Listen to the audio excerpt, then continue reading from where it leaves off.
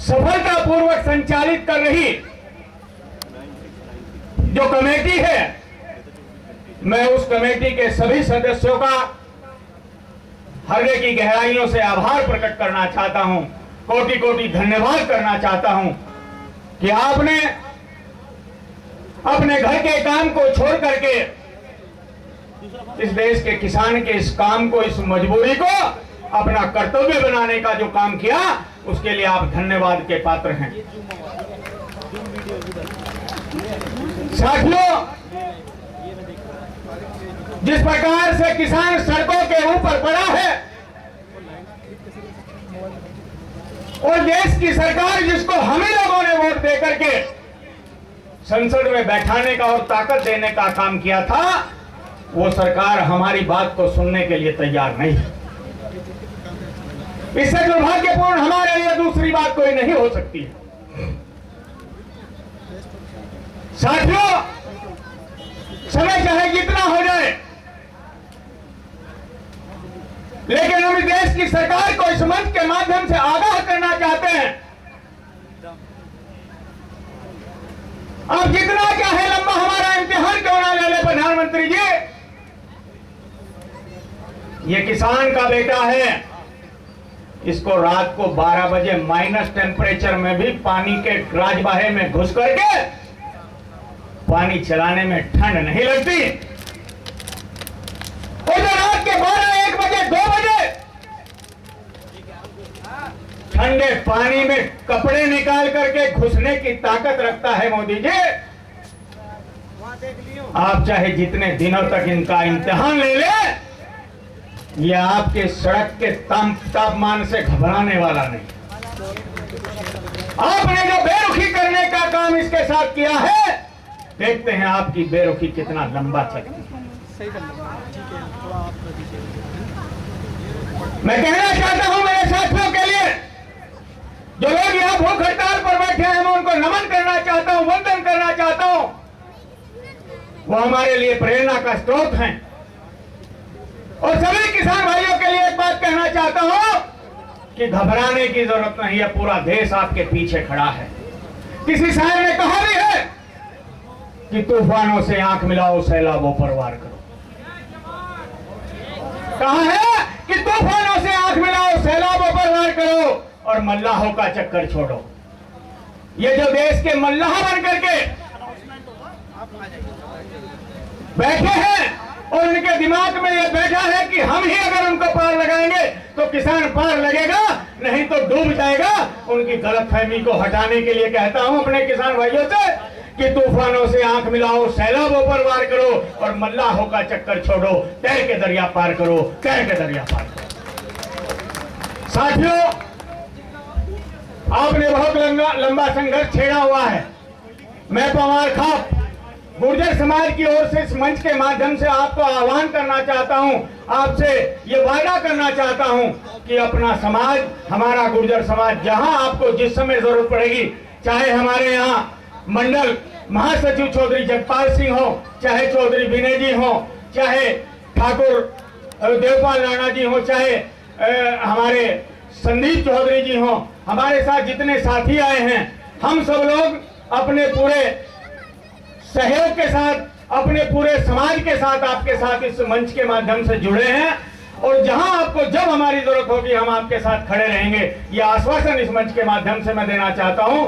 और मोदी जी के लिए एक बात कहना चाहता हूं, आप में अगर ताकत है, वो ताकत इस किसान के बेटे ने दी है, और अगर उस ताकत को प्राप्त करने के बाद आप अपने आप को इतना ताकतवर, इतना पहलवान, इतना योद्धा समझ रहे हैं कि इस किसान की ओर मुड़कर के देखने का आप तो तवज्जो नहीं दे रहे हैं, मुड़कर देखने की आप तौहीन नहीं कर रहे हैं, तो आपके लिए एक उदाहरण के तौर पे बताना चाहता हूं मोदी जी, इतिहास गवाह है, जिसने अहंकार किया है, जिसने जुल्म किया है, वो यहां से कुछ लेके नहीं गया और उसने बाद में पछताने का काम किया है। आप समय रहते किसानों की बात को, आवाज को सुन लीजिए, नहीं तो आपको पछताने के लिए भी मौका नहीं मिलने वाला है। इतिहास कहता है सिकंदर बादशाह हुआ, सिकंदर उसने पूरी दुनिया को लूटने और पीटने का काम किया, जुल्म और ज्यादती करने का काम किया।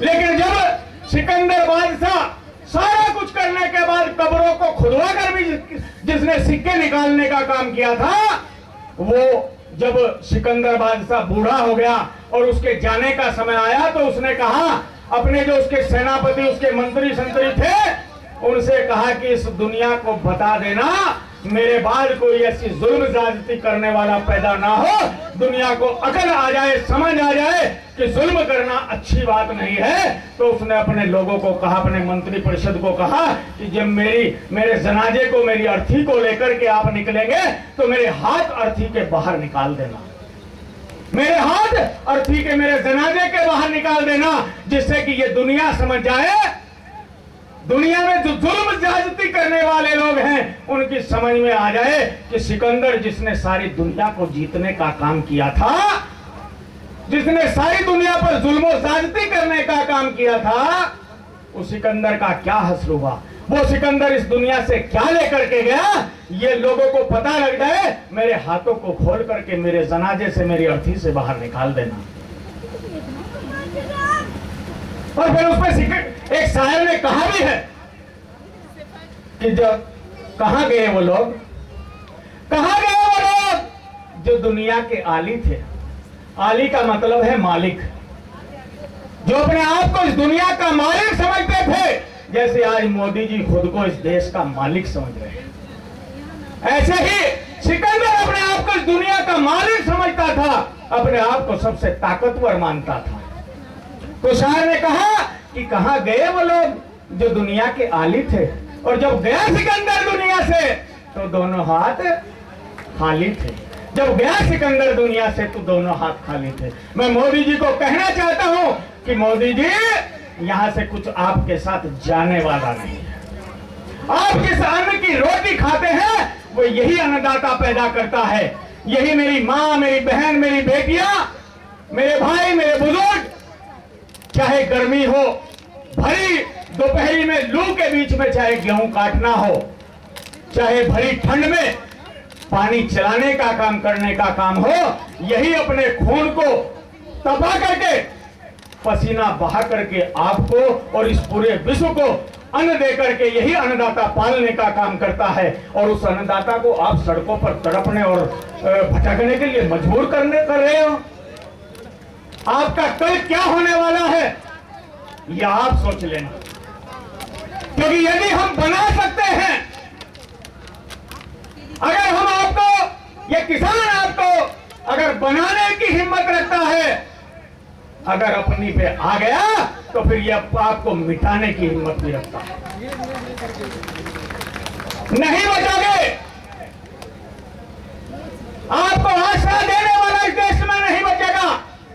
हमारे वोट की ताकत के दम पर जो विदेशों की यात्रा कर रहे हो, वो विदेश वाले भी आपको तब तक ही सम्मान देने का काम कर रहे हैं जब तक हमारी दी हुई ताकत और हमारी दी हुई कुर्सी आपके नीचे है। मोदी जी, अगर ये कुर्सी हमने खींच ली, अगर ये कुर्सी हमने खींचने का काम कर दिया, तो कोई विदेश वाला आपको केवल जैसे भगोड़ों को शरण लेने का काम लोग करते हैं, केवल उतनी हैसियत आपकी बचेगी। मैं इस मंच के माध्यम से कहना चाहता हूं साथियों, कहने को बहुत सारी बात है, लेकिन हमारे जो सफल संचालन कर रहे चौधरी ओमपाल मलिक जी हैं, उनका आदेश है कि मैं इस अपनी बात को छोटा करने का काम करूं, तो उसी उनके आदेश को मानते हुए बस एक बात के साथ अपनी बात को समाप्त करना चाहूंगा। साथियों, कहा है कि मंजिल उन्हीं को मिलती है जिनके सपनों में जान होती है। मंजिल उन्हीं को मिलती है जिनके सपनों में जान होती है। सपना सब लोग देखते हैं। हमने रात को सपना देखा, बहुत सारे लोगों के लिए, उनके लिए कहना चाहता हूं जो घर अपने टीवी में बैठ करके इस धरना प्रदर्शन को देख तो रहे हैं, अपनी चौपाल पर बैठ करके, अपनी बैठक पर बैठ करके ये तो कहने का काम कर रहे हैं कि किसान दुखी है, सरकार बुरा कर रही है, लेकिन इधर को आने की जरूरत नहीं कर रहे हैं। ऐसे लोगों के साथ कहना चाहता हूं, केवल ये जो यहाँ किसान संघर्ष कर रहा है इसी की जिम्मेदारी नहीं है। इस देश में जो किसान माँ की कोख से जन्मा बेटा है, चाहे वो छोटा किसान है चाहे बड़ा किसान है, उनकी सबकी जिम्मेदारी बनती है कि इस आंदोलन को सपोर्ट करे। जो इस आंदोलन को जिस तरह का भी सपोर्ट कर सकता है वो करने का काम करे। उन्हीं लोगों के लिए कहता हूं, केवल और लोगों के भरोसे आपकी नैया पार हो जाए, ऐसा नहीं हो सकता। कि कहा है कि मंजिल उन्हीं को मिलती है जिनके सपनों में जान होती है। यानी सपना देखा और सुबह उठे और उस सपने को भूल गए तो क्या होगा? मुंगेरी लाल का हसीन सपना रह जाएगा।